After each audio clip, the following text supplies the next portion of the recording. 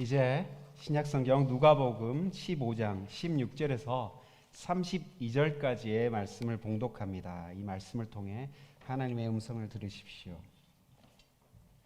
그래서 그는 그 지방의 주민 가운데 한 사람을 찾아가서 몸을 의탁하였다. 그 사람은 그를 들로 보내서 돼지를 치게 하였다.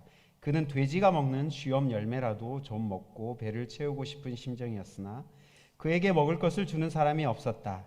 그제서야 그는 제정신이 들어서 이렇게 말하였다. 내 아버지의 그 많은 품꾼들에게는 먹을 것이 남아도는데 나는 여기서 굶어 죽는구나. 내가 일어나 아버지에게 돌아가서 이렇게 말씀드려야 하겠다. 아버지, 내가 하늘과 아버지 앞에 죄를 지었습니다. 나는 더 이상 아버지의 아들이라고 불릴 자격이 없으니 나를 품꾼의 하나로 삼아 주십시오. 그는 일어나서 아버지에게로 갔다. 그가 아직도 먼 거리에 있는데 그의 아버지가 그를 보고 측은히 여겨서 달려가 그의 목을 껴안고 그를 입을 맞추었다. 아들이 아버지에게 말하였다. 아버지, 내가 하늘과 아버지 앞에 죄를 지었습니다. 이제부터 나는 아버지의 아들이라고 불릴 자격이 없습니다. 그러나 아버지는 종들에게 말하였다. 어서 가장 좋은 옷을 꺼내서 그에게 입히고 손에 반지를 끼우고 발에 신을 신겨라. 그리고 살찐 송아지를 끌어내다가 잡아라. 우리가 먹고 즐기자. 나의 이 아들은 죽었다가 살아났고 내가 잃었다가 되찾았다. 그래서 그들은 잔치를 벌였다. 그런데 큰 아들이 밭에 있다가 돌아오는데 집에 가까이 이르렀을 때에 음악 소리와 춤추면서 노는 소리를 듣고 종 하나를 불러서 무슨 일인지 물어보았다. 종이 그에게 말하였다. 아우님이 집에 돌아왔습니다. 건강한 몸으로 돌아온 것을 반겨서 주인 어른께서 살진 송아지를 잡으셨습니다. 큰 아들은 화가 나서 집으로 돌아가려고 하지 않았다. 아버지가 나와서 그를 달랬다. 그러나 그는 아버지에게 대답하였다. 나는 이렇게 여러 해를 두고 아버지를 섬기고 있고 아버지의 명령을 한 번도 어긴 일이 없는데 나에게는 친구들과 함께 즐기라고 염소 새끼 한 마리도 주신 일이 없습니다. 그런데 장녀들과 어울려서 아버지의 재산을 다 삼켜버린 이 아들이 오니까 그를 위해서 살진 송아지를 잡으셨습니다. 아버지가 그에게 말하였다. 애야, 너는 늘 나와 함께 있으니 내가 가진 모든 것은 다 내 것이다. 그런데 너의 이 아우는 죽었다가 살아났고 내가 잃었다가 되찾았으니 즐기며 기뻐하는 것이 마땅하다. 이것은 우리 주님의 말씀입니다. 아멘. 주님의 은총과 평강이 우리 교우 여러분과 함께하기를 빕니다. 우리 옆에 계신 분들에게 인사했으면 좋겠습니다. 주님의 은총이 함께하길 빕니다라고. 네. 옛날 주일학교에서 은총하니까 어떤 어린아이가 은으로 된 총이 은총입니까? 라고 물어본 적이 있는데, 네, 은총은 우리 주님의 은혜를 말하는 것이고요. 예. 자, 어린이 여러분들께 한번 물어보겠습니다. 여러분의 부모님이 여러분이 공부를 잘해야만 여러분을 사랑해 준다면 여러분들은 행복할까요? 아니면 행복하지 않을까요? 너무 당연한 것을 제가 물어봐서 대답을 안 하는 것 같은데요. 공부 잘하면 너를 사랑하고 또 뭘 하면 너를 사랑하고 그러면 우리 아이들은 정말 슬플 겁니다. 여러분이 좋은 대학 가고 좋은 직업을 갖지 못했을 때 여러분의 부모님이 꼴 좋다. 그게 최선이야? 라고 말한다면 여러분 정말 슬프겠죠. 그런데 여러분이 시험 공부를 열심히 했어요. 그런데 시험 볼 자신이 없어요. 그래서 엄마에게 엄마 나 시험 공부 열심히 했는데 너무 시험 볼 자신이 없네. 그런데 여러분의 엄마가 이렇게 얘기했다고 해봅시다. 야, 너 열심히 한 걸로 됐어. 엄마는 그걸로 만족해. 네가 좋은 성적 안 받아도 괜찮아. 뭐 성적이 뭐가 중요해. 그냥 즐기고 와 아들. 사랑해. 네, 여러분 되게 어색한데요. 이렇게 말하는 엄마가 있다면 여러분 기쁘겠어요? 아니면 기쁘지 않겠어요? 당연한 걸 제가 물어보니까 또 대답을 안 하는 것 같은데요.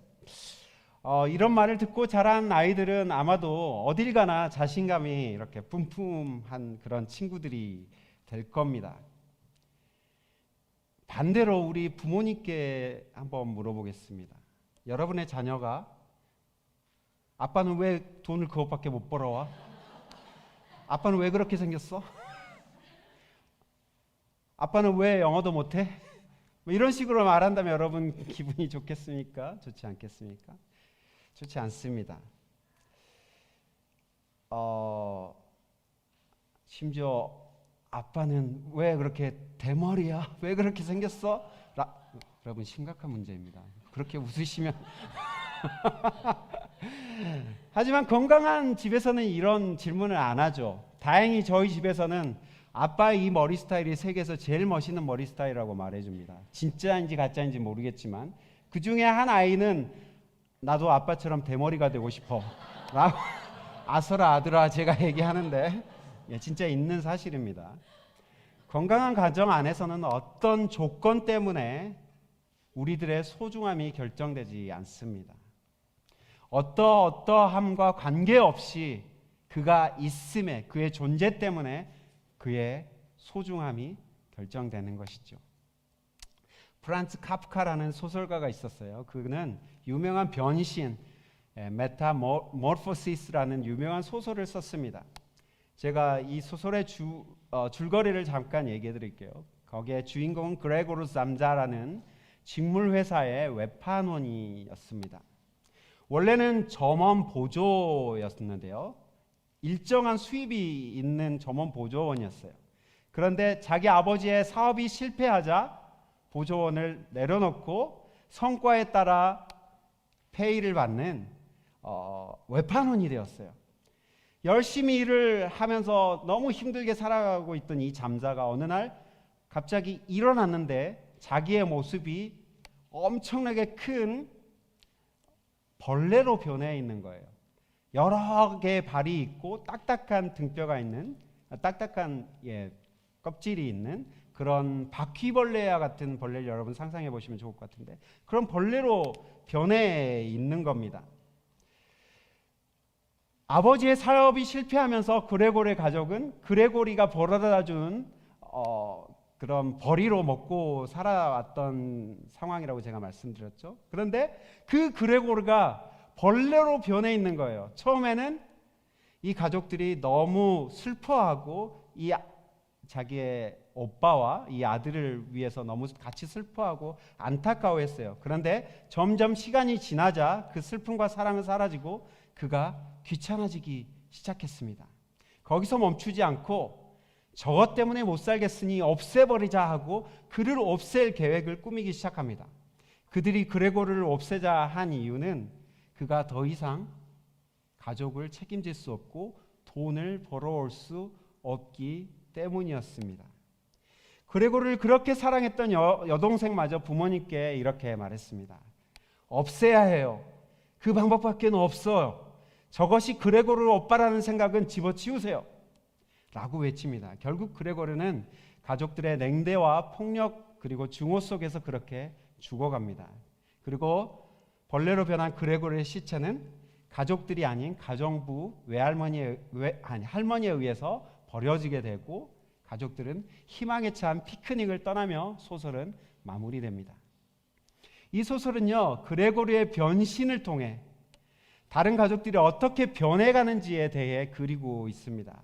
어쩌면 그 카프카라는 그 작가는 자본주의 사회 안에서 돈과 기능으로 연결된 가족의 의미를 꼬집고 있는지도 모릅니다. 가족들 사이에서 서로의 있음이 아니라 너의 어떠함에 의해서 가치가 매겨지고 그것에 의해서 서로 사랑하는 관계에 대해서 비판하고 있는 것인지도 모릅니다. 그리고 또 어쩌면 벌레로 변한 그레고르가 아니라 벌레인 그 그레고르가 아니라 그레고르를 대하는 가족들의 싸늘하게 변해가는 그 모습이 진짜 징그러운 벌레가 아닌지 우리에게 질문하고 있는지도 모릅니다. 카프카의 변신이 오늘의 첫 번째 이야기였다면 두 번째 변신의 이야기는 오늘의 본문의 말씀입니다. 성경에서 찾아보는 말씀이죠. 탕자 이야기를 모르는 사람은 없을 겁니다. 저 그림은 유명한 네덜란드의 화가 렘브란트가 그린 그림이죠. 탕자의 귀향이라는 그림입니다. 한 부자 아버지에게 두 아들이 있었습니다. 둘째 아들은 아버지의 재산 중에 자기에게 돌아올 몫을 미리 받아서 먼 곳으로 가서 살게 됩니다. 그런데 그 먼 곳에서 재산을 다 방탕하게 써버리고 빈털터리가 됩니다. 거지가 된 것이죠. 거지가 된 아들은 너무 배가 고파서 어떤 사람의 집에 들어가 돼지를 돌보는 일을 부탁합니다. 여러분도 아시겠지만 이스라엘 사회 그리고 이스라엘 주변의 고대 근동 사회에서는 요즘도 마찬가지지만 옛날에도 돼지는 가장 혐오스러운 동물이었어요. 그 돼지 우리를 치고 돼지와 함께 있다는 것은 너무 극혐 상황인 거죠. 너무 혐오스러운 일인 겁니다. 둘째 아들은 너무 배가 고파서 돼지가 먹는 사료까지 넘보고 있습니다. 하지만 그에게 돼지에게 주는 지업 열매조차 주는 사람이 한 사람도 없었다라고 성경은 얘기해주고 있습니다. 뭘 말하고 있는 겁니까? 아들의 모습이 비참하게 변한 것을 말해주고 있어요. 소설 변신처럼 둘째 아들은 돼지나 다름없는 모습으로 지금 변해 있는 겁니다.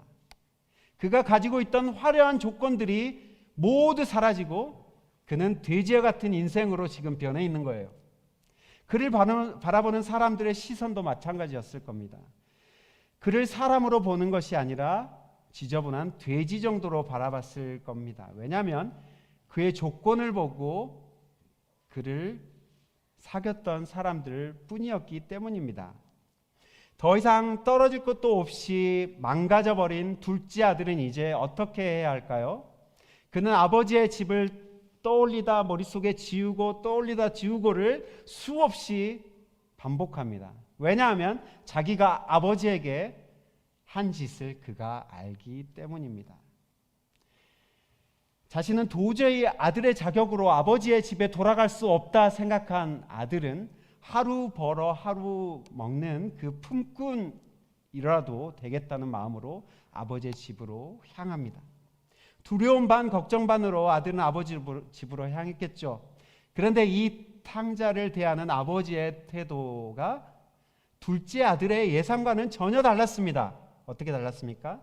아버지는 멀리서부터 아들을 기다렸고 그곳을 향해 아들 향해 달려갑니다.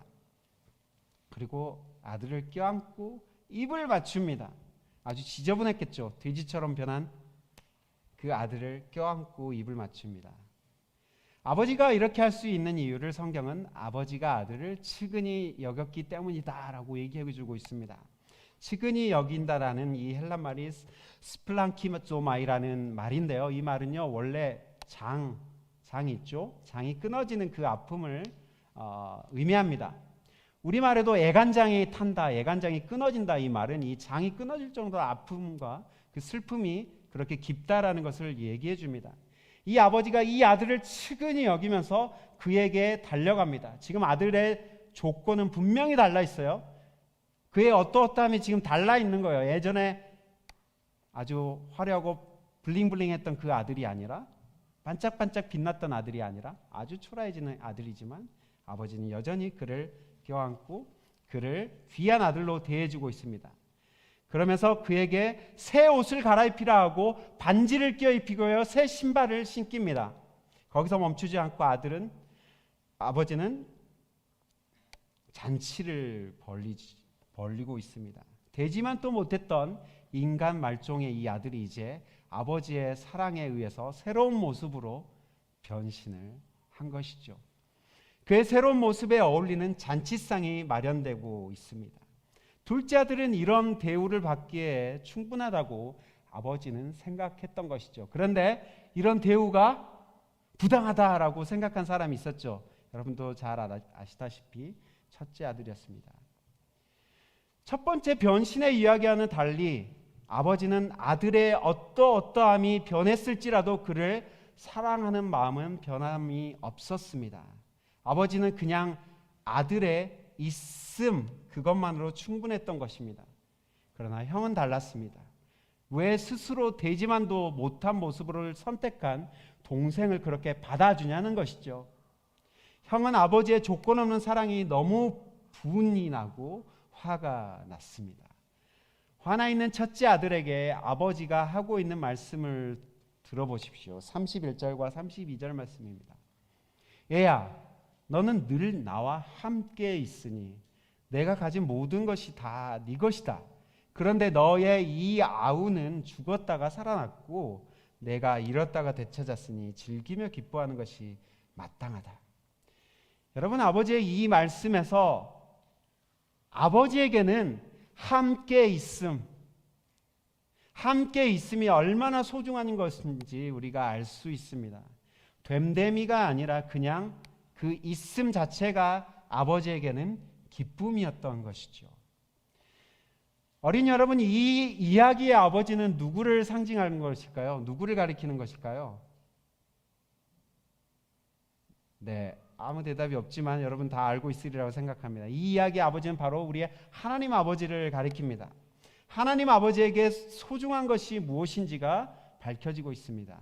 하나님께 가장 소중한 것은 바로 우리와 함께 하는 것입니다.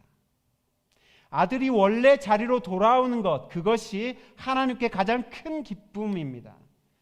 여러분, 우리 모두는 하나님 없이 살아가던 사람들이었습니다. 우리 모두는 하나님 없이 나 혼자의 힘으로 살 수 있다고 생각해 왔습니다. 어쩌면 지금도 그 믿음이 변함이 없는 분이 계실지도 모르겠습니다. 여러분들이 하나님의 존재를 인정하든 인정하지 않든 변하지 않는 사실은 하나님은 여러분을 치근히 여기시고 여러분을 사랑한다는 사실입니다. 그리고 여러분이 원래의 모습으로 돌아와 주기를 바랍니다. 우리의 원래의 모습이 어떤 모습이었길래 그런 것인가요? 우리는 하나님 아버지의 자녀였습니다. 하나님 아버지의 아들과 딸이었다는 얘기죠. 하나님과 함께 이 세상을 다스릴 왕과 같은 존재로 우리는 창조되었고 지어진 사람들이었습니다. 그런데 인간은 스스로 하나님을 떠났습니다. 나는 하나님이 만든 존재가 아니에요. 나는 그냥 우연히 만들어진 존재라고요. 보이지 않는 하나님이 나를 만드셨다는 그런 얼토당토 않는 말을 나에게 하지 마십시오, 목사님. 아마도 이와 비슷한 생각을 하는 분이 여기 계실지도 모르겠습니다. 하지만 우리는 변할 수 있을지 모르지만 우리 하나님은 변하지 않습니다. 하나님은 우리를 만드시고 너무나 우리를 기뻐하셨습니다. 우리를 만드신 하나님의 가장 큰 기쁨은 바로 우리와 함께하는 것이었습니다. 멀리 떨어졌던 우리와의 관계가 회복되는 것을 우리 하나님은 간절히 바라오셨습니다. 세 번째 변신의 이야기는 하나님 스스로 인간의 모습으로 변한 이야기입니다. 저 그림은 거룩한 가족의 이야기를 그린 렘브란트의 또 그림인데요. 예수 그리스도가 인간의 몸을 입고 이 땅에 태어난 그 이야기입니다. 마리아가 아기 예수 그리스도를 젖먹이고 있죠. 하나님은 인간과의 관계를 회복시키기 위해 인간에게 화해의 방법을 먼저 제시하셨습니다. 여러분, 왜 하나님이 먼저 화해를 요구하셔야 되는 거죠? 분명 우리가 하나님을 떠났고 하나님은 우리보다 훨씬 높으신 분인데 왜 하나님이 먼저 화해의 방법을 우리에게 먼저 제시하셔야 됩니까? 그분은 먼저 잘못한 우리가 아니라 그분을 떠난 우리에게 먼저 손을 내미셨고 우리를 먼저 품에 안아 주시기를 원하셨습니다. 그래서 화해의 방법을 제시하셨는데 우리 하나님께서 제시한 화해 방법이 무엇입니까? 바로 그의 아들을 화목제물, 화해의 제물로 드리는 것이었습니다. 그의 아들이 인간의 몸을 입고 변하여서 이 땅에 살아가게 하시고 그 아들을 십자가에 못 박혀 죽게 하시는 그 방법이 바로 하나님의 화해의 방법이었습니다. 하나님은 자신과 똑같은 신이신 그의 아들 예수를 인간의 모습으로 변화시켰습니다. 예수님은 스스로 인간의 모습으로 변하여 이 땅에 오시기를 선택한 것이죠. 인간이 아닌 하나님이 인간의 몸을 입고 오셔서 인간들이 괴로워하고 힘들어하는 죄의 문제를 직접 해결하신 것입니다.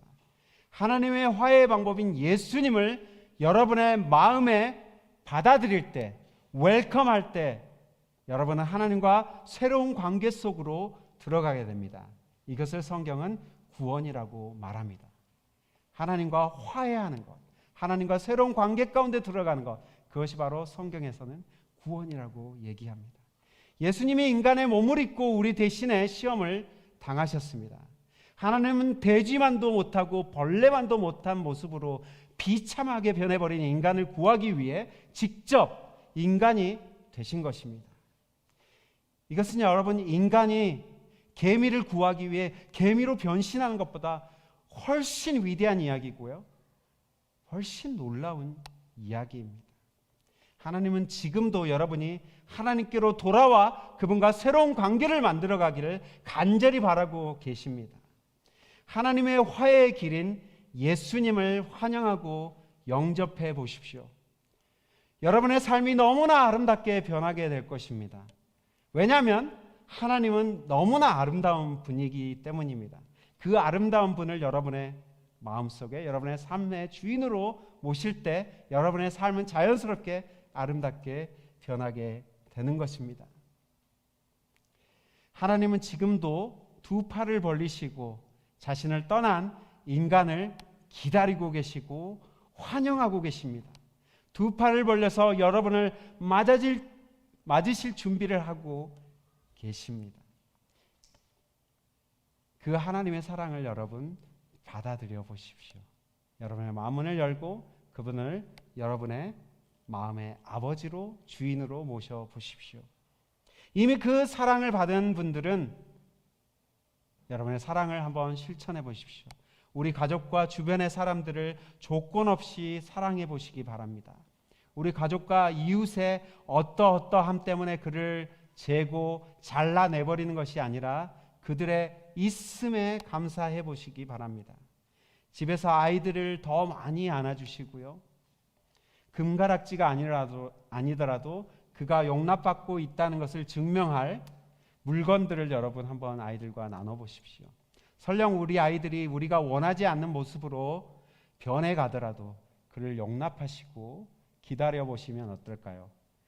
교회 식구들뿐만 아니라 우리 주변의 이웃들에 대해서도 조건 없는 사랑을 쏟으려고 노력해보면 좋겠습니다. 그가 있음에 내가 있는 것을 잊지 마십시오. 가족과 이웃들과 함께, 그리고 무엇보다 하나님과 함께 여러분의 삶이 아름답게 변해가기를 주님의 이름으로 축복합니다. 함께 기도하겠습니다.